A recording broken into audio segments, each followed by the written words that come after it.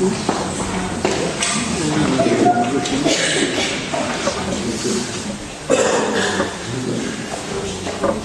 merci. Je présente mes travaux qui sont prédiction de l'énergie électrique par ordre utilisée lors de la libération photocatalytique du terme d'exemple à l'aide des plans de Fokker. C'est une partie de ma thèse que je fais en co-tutelle entre l'Université technique Yélis à Istanbul et l'Université de Rennes-Champagne à Rennes. En 2016, j'ai présenté l'absorption de la thiaméthoxam dans les sols pour étudier la biologie et là c'est un peu la suite.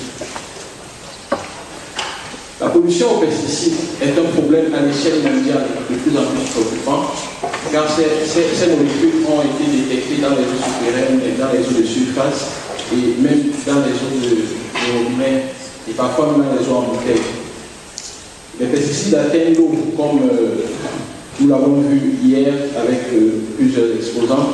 Après épandage, peuvent atteindre les eaux de robinet et causer des pollutions graves avec les conséquences lourdes même sur les êtres les plus fragiles.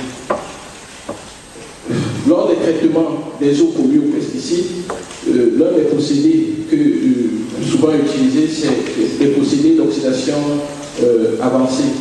Et dans ces procédés, nous avons la photocatalyse qui est un procédé qui consomme énormément de l'énergie. L'objectif est de modéliser et d'optimiser les gains d'énergie électrique par ordre utilisés lors de la dégradation photocatalytique du thiaméthoxam. Pour cela, nous avons synthétisé un matériau composite de dioxyde de titane sur la perlite que nous avons utilisé comme photocatalyseur. Après, comme méthode, nous avons utilisé les plans de Box-Beckel pour la modélisation et l'optimisation. Thiaméthoxam, c'est un insecticide de la famille des néonicotinoïdes qui est généralement utilisé dans les plants de maïs, du colza et parfois même dans les fleurs. La solubilité est très élevée et le log de KOH est de moins 0,13. La perlite que nous avons utilisée, c'est une roche volcanique et ici elle a joué le rôle de support du photocatalyseur. C'est un composé blanc. Le dioxyde de titane, c'est le photocatalyseur ici, c'est un composé blanc résistant. Il n'est pas toxique et il est utilisé dans plusieurs domaines, pharmacie, traitement de l'air, de l'eau et dans plusieurs autres applications. Et ces deux composés, nous les avons combinés pour obtenir notre matériau composite, la perlite, que nous avons appelé PST. Et ceci permet de faciliter la filtration, la séparation à la fin du procédé de traitement.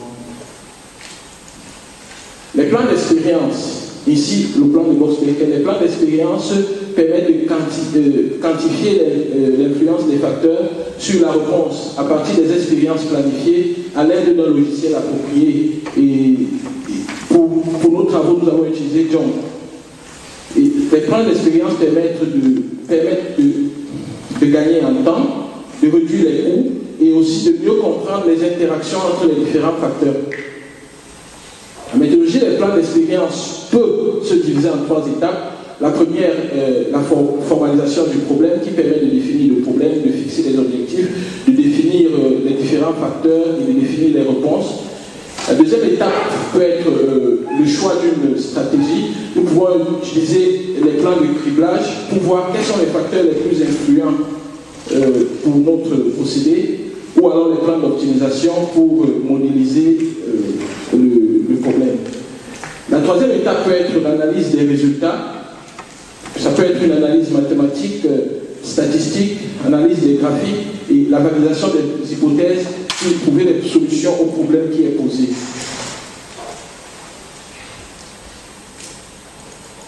L'énergie électrique par ordre, c'est le nombre de kilowattheures nécessaires pour réduire la concentration d'un polluant d'un ordre de grandeur de 90% environ dans 1 mètre cube d'eau contaminée.